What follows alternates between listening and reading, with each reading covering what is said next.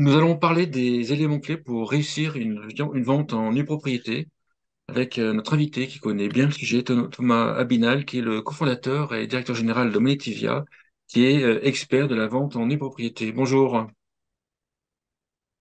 Bonjour Frédéric. Peut-être vous vous présenter si vous le souhaitez, et puis présenter Monetivia, et après on va Oui, parcourir bien sûr. les éléments clés.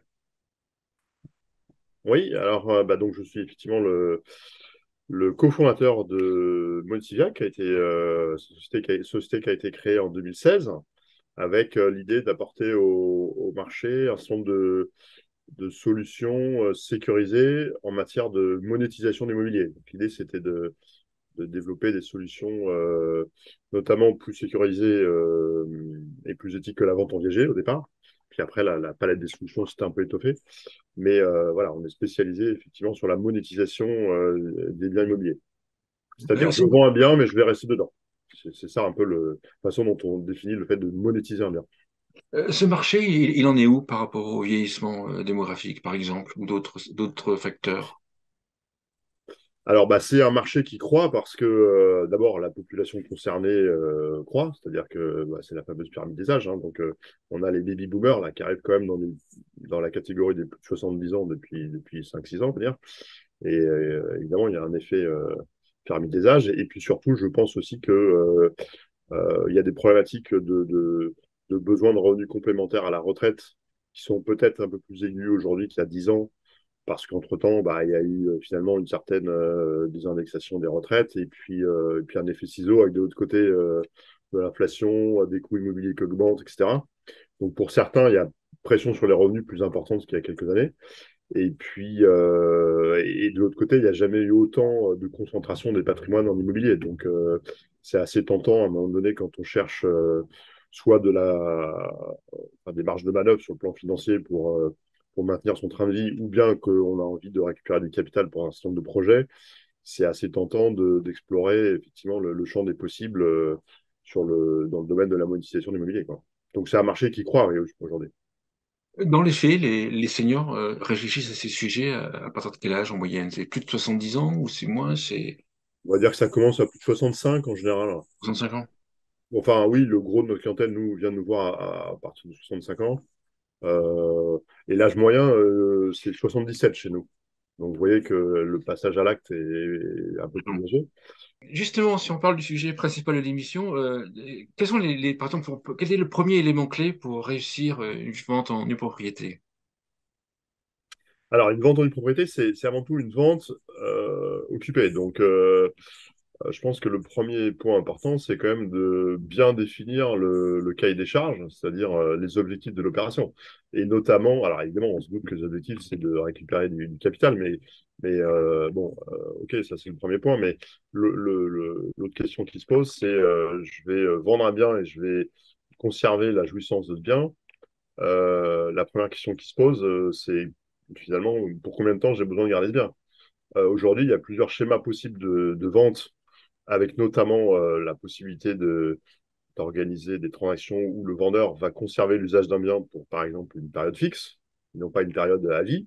Et donc, voilà, la question, c'est qu'est-ce qu'on veut, qu'est-ce qu'on a comme contrainte ou pas, sachant qu'on n'est pas forcément obligé de garder l'usage d'un bien à vie si c'est une résidence secondaire ou si c'est un bien locatif, par exemple. D'accord. Donc, être bien clair sur l'objectif de l'opération et ce qui va avec, c'est les desiderata, les contraintes ou non en termes d'usage qu'on souhaite conserver.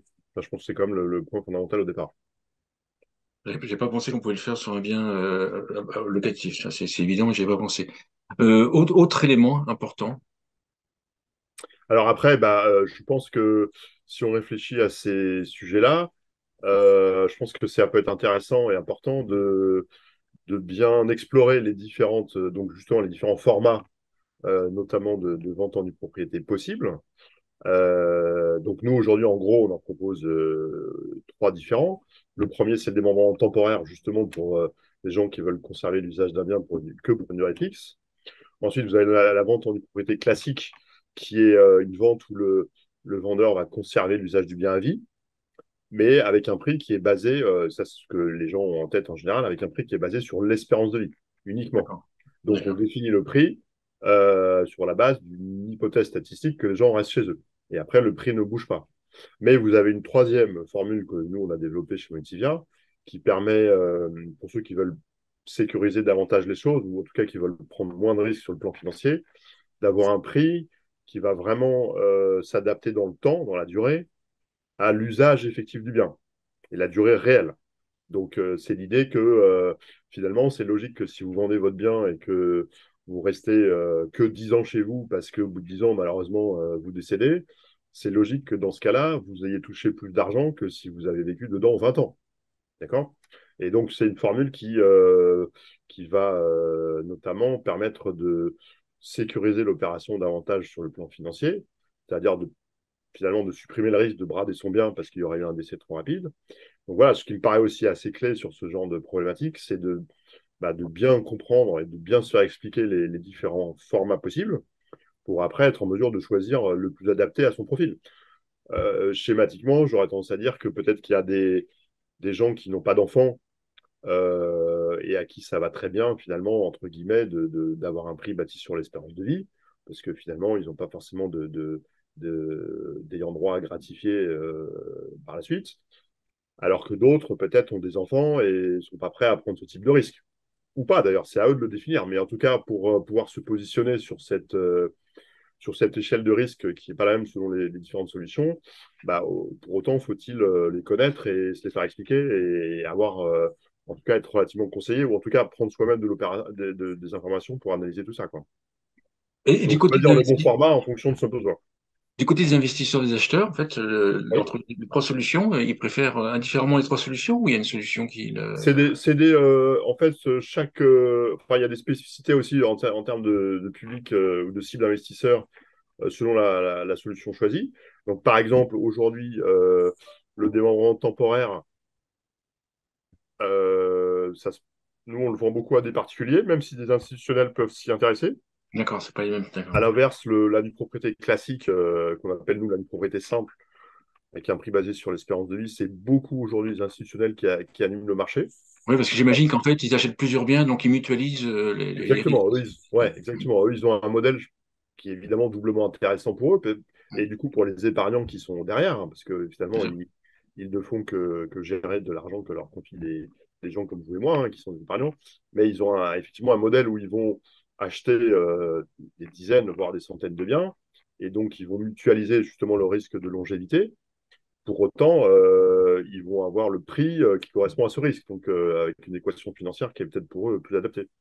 Et le dernier format, que nous, on a appelé le contrat monétivien, là, pour le coup, il n'y a pas institutionnel, c'est que des particuliers. Donc voilà, on va aller chercher aussi le bon acheteur en fonction du format, quoi, souhaité. D'accord. Par contre, je demande que j'imagine que le troisième format, l'acheteur, il a besoin peut-être plus de connaissances, plus de Ah bah, mesurer son risque, parce que c'est ça, j'imagine. le contrat monétivien qui est donc voilà, avec un prix évolutif, en fait. Hein, C'est ça, ouais. c'est un format qui aujourd'hui est relativement peu connu, hein, puisque nous, on le pratique depuis 5 ans. Et l'objectif, c'est vraiment de le faire connaître au marché. Mais effectivement, ça nécessite. Enfin, les gens ne connaissent pas, hein, en général, hein. Donc, il faut d'abord l'expliquer. Et pour le coup, c'est un format, si vous voulez, qui convient très bien justement, à des gens qui ne sont pas du tout enclins à rentrer dans une transaction viagère avec un côté un peu aléatoire et qui viserait Oui. de bien gagner, enfin d'avoir une rentabilité boostée en cas de décès. C'est eux, bon, ça existe pour la propriété classique ou le viager même, mais sur le contrat Motivia, qui est un produit sécurisé, c'est pas les gens qui rentrent là-dedans, c'est pas leur sujet. C'est la cible de ce produit-là, c'est plutôt des investisseurs locatifs classiques en fait. Donc ils veulent une rentabilité bien balisée. Simplement, bah voilà, ils préfèrent acheter occupé pour pas percevoir des revenus qui seraient fiscalisés notamment. Et puis pour pas avoir de problématiques de gestion d'un locataire, etc. Mais au final, ils veulent surtout pas de risque viager. C'est pas, ça les intéresse pas. Autre élément important pour réussir une vente en nue propriété. Bah, alors, l'autre élément auquel je pense évidemment, c'est que bah, un vendeur en propriété, il vend avant tout un bien d'abord. Même s'il va rester dedans, il va vendre un bien immobilier. Donc la première question qui se pose, c'est quand même qu'est-ce que vaut ce bien? Euh, et là, je dirais, bah, en fait, il y a finalement deux écueils à éviter. C'est que, évidemment, faut bien valoriser le bien pour pas le vendre moins cher que ce qu'il vaut, quand même Mm. le point de départ, puisque c'est quand même un élément essentiel du patrimoine des gens. Donc, on va essayer de définir un prix de marché cohérent. Et inversement, de la même façon, pour quelqu'un qui veut vraiment passer à l'action, bah, ça sert à rien d'essayer de le vendre 10% plus cher que ce qu'il vaut, parce que de l'autre côté, on a un investisseur, donc c'est quand même je dirais, un agent économique assez rationnel. Bien sûr, Donc, ouais. Mm. il y a moins, je dirais, il n'est pas censé avoir un effet coup de cœur. Donc, lui, Ah même oui. si vous lui dites, vous achetez à moins 30, je sais pas, à moins 30% parce que vous avez quelqu'un qui reste dedans et qui va rester à une certaine durée, euh, bah, il va quand même se poser la question du moins 30% sur le prix de départ qui est 100. Donc, il va quand même regarder ce qu'on essaie de lui vendre. Donc, ça joue évidemment dans les deux sens. Donc, c'est une vente immobilière. La première chose, c'est de bien définir la valeur du bien pour ne pas se tromper ni dans un sens ni dans l'autre, quoi. Et là-dessus, aujourd'hui, on a, je pense, la chance d'avoir des marchés beaucoup plus transparents. Alors, c'est pas vrai partout, mais c'est beaucoup plus facile d'avoir l'information sur la valeur des choses dans l'immobilier, hein. Vous avez des données qui sont mises à disposition plus qu'avant, notamment par le fisc, notamment par les notaires. Donc, bon, il ne faut pas se tromper non plus. Je pense que l'aide d'un professionnel est souvent utile parce que, bah, typiquement, si vous faites meilleurs agents, ça reste un algorithme. Donc, c'est une moyenne, c'est une approche et ce n'est pas forcément toujours extrêmement proche de la valeur de marché. Mais en tout cas, c'est clair qu'il faut passer du temps à s'assurer que le prix de mise en vente est le bon, c'est-à-dire ni trop bas, ni trop haut. Ça, c'est quelque chose qui est intérieur au service ou vous faites appel à d'autres acteurs, peut-être locaux, Alors nous, bah, dès qu'on a créé Motivia, on a mis, si vous voulez, dans notre mission, enfin, on a toujours considéré que c'était notre mission d'éclairer le client sur la valeur de son bien. Donc on fait, quand on nous demande une étude, on fait un exercice de valorisation, hein. Enfin, on remet un avis de valeur. Donc on passe pas mal de temps finalement à rapprocher le bien immobilier, soit de comparables en termes de transactions passées, soit de comparables sur des produits qui seraient en vente au même moment. Et on veut absolument se forger une conviction sur ce que vaut le produit. Alors, c'est évidemment pas un exercice scientifique, puisqu'on est on est sur un sous-jacent bah, qui est un produit unique, hein, dans l'ancien, très souvent, même si dans certains cas, il y a des choses plus standards que d'autres. Mais moi, j'ai toujours coutume de dire que si vous prenez trois professionnels qui passent un peu de temps sur l'exercice et qui ont une approche un peu rigoureuse des choses et qui cherchent vraiment de la data, on doit converger. Donc voilà, nous, on fait cet exercice-là parce que, évidemment, de l'autre côté, on a le vendeur, mais de l'autre côté, on a un investisseur qui va nous poser les mêmes questions. Donc, on veut sûr. absolument être convaincu de ce qu'on raconte. Ça ne veut pas dire d'ailleurs que euh, ponctuellement, on ne peut pas diverger d'autres analyses faites par d'autres. Et dans certains cas, effectivement, sur des produits beaucoup plus compliqués ou plus atypiques, ça nous arrive aussi de faire des expertises à nos frais pour se conforter sur un bien voilà, où on a peut-être moins de conviction. Donc, nous, on fait cet exercice. Et puis, très souvent, effectivement, les clients vont aussi peut-être chercher l'avis d'autres professionnels pour se faire aussi eux-mêmes une opinion, quoi. Le troisième point, être accompagné par un professionnel, enfin, quatrième point, être accompagné par un professionnel comme vous. La question que certains peuvent se poser, c'est, voilà, je vais avoir un notaire, ça suffit. Quel est l'intérêt de passer par Monetivia? Alors déjà, trouver l'investisseur, j'imagine. Alors, Déjà. ouais. Ouais. Oui, alors c'est ça. En fait, l'accompagnement que nous on peut fournir, en fait, alors il est en amont sur le défi, déjà le conseil sur un des formats de vente, enfin sur quel va être le meilleur format de vente pour le client. Bon, ça, le notaire, il le fait pas toujours parce qu'il n'est pas forcément. Après, ça dépend en fait. Vous savez, il y a des notaires qui sont très férus de démembrement de propriété, qui seront tout à fait capables d'accompagner leurs clients, d'autres moins. Donc, bon, je ne veux pas généraliser parce que il y a des notaires, il y en a 20 000 en France, en gros. Ça dépend en fait du notaire que vous avez, mais le notaire va être, je pense, essentiel sur un aspect qui est très clé, qui est la sécurisation juridique de la transaction via la rédaction d'un acte notarié. Donc ça, c'est essentiel et évidemment, le notaire est clé. Après, sur la définition du prix de vente, sur la connaissance du marché en termes de transactions, voilà, il sera peut-être, en fonction de son profil, il sera peut-être plus ou moins aguerri. Donc, je pense qu'un professionnel de la transaction comme nous, il va amener une connaissance marché que le notaire n'a pas forcément. Il va amener un format que le notaire ne connaît pas forcément non plus. Je pense au contrat Montilla. Donc, voilà, moi, je pense que, en fait, et puis vous trouvez l'investisseur, enfin, vous le mettez en relation et puis, l'investisseur, bien sûr, bien et puis, sûr. bien sûr, alors, il y a certains notaires qui font de la transaction, donc ils peuvent potentiellement, ponctuellement, trouver un investisseur, mais c'est vrai que notre valeur ajoutée, évidemment, principale, elle est aussi d'aller chercher et trouver Bien sûr. l'acheteur. Ouais. Donc, par exemple, nous, sur la nue propriété, on est assez actifs sur le marché des expatriés, parce que c'est vrai que l'investissement occupé, bah, ça rentre bien enfin, ça correspond bien aux besoins des expatriés bah, qui ne sont pas sur place, donc de toute façon qui n'ont qu'une envie de gérer un locataire. Euh, voilà, c'est un notaire, il n'a peut-être pas. Enfin, c'est un marché cible typiquement qu'il n'adresse pas en général, donc c'est aussi c'est aussi l'intérêt d'aller passer par un professionnel de la transaction plutôt actif sur la transaction, c'est qu'il va chercher effectivement l'acheteur et il a une connaissance du marché des acheteurs qui soit particulier ou institutionnel. Ouais. Il y a des types de biens ou un type de biens enfin, qui sont les plus adaptés, les types de biens les plus adaptés à ce type de transaction.